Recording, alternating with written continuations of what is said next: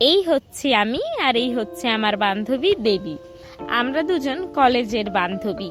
College শেষ হয়ে গেছে বহুদিন, তারপর এই 2 মাস 6 মাসে একবার কথা হয়, কিন্তু যখনই কথা হয় এক অদ্ভুত ভালো লাগায় মন ছুঁয়ে যায়। সেদিন আমি কথা হতে হতে দেবীকে জানালাম আমরা গ্রামে বাড়ি করেছি, একদিন আয় না ঘুরতে। কত শত ব্যস্ততাকে পেছনে ফেলে এসে ও ঠিক একটা দিন সময় বের করে আমার সঙ্গে দেখা করতে চলে আসলো।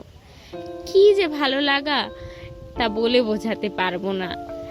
এই ব্যস্ত জীবনে কত কাজ, কত রকম দায় দায়িত্ব এসে পড়েছে আমাদের কাছে, কিন্তু তার মধ্যেও যে কেউ একটা দিন সময় বের করে দেখা করতে আসবে আমার বাড়িতে, সত্যি এমন আনন্দ বলে বোঝাবার নয়।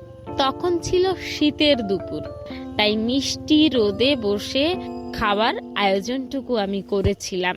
যৎসামান্য আয়োজন, এই একটু পালং শাক ভাজা, একটু মাছের ঝোল আর মাংস আর কিছু মিষ্টি, এই ছিল খাবার আয়োজনে।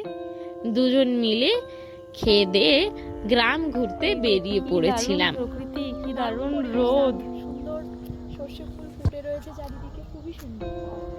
এই যে সর্ষে ফুল,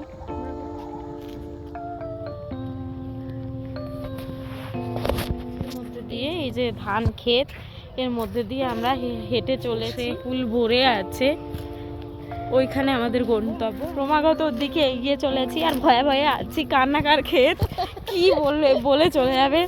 তো যাই হোক, বেশি হলে কি দুটো কথা শোনাবে, শুনে নিয়ে চলে আসবো আর কি। যাই তো। হাউ ইউ ফিল দেবী? অসম।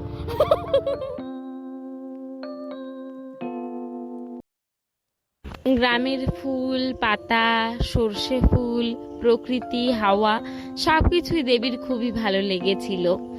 আর ওকে যে এই গ্রামটা ঘুরে দেখাতে পেরেছিলাম, এখানকার পরিবেশ ওর যে এতটা ভালো লেগেছিল, সেটা আমার দেখেও সত্যি খুব ভালো লেগেছিল যে আমি অন্তত ওর দিনটাকে সার্থক করে তুলতে পেরেছিলাম, সুন্দর করে তুলতে পেরেছিলাম।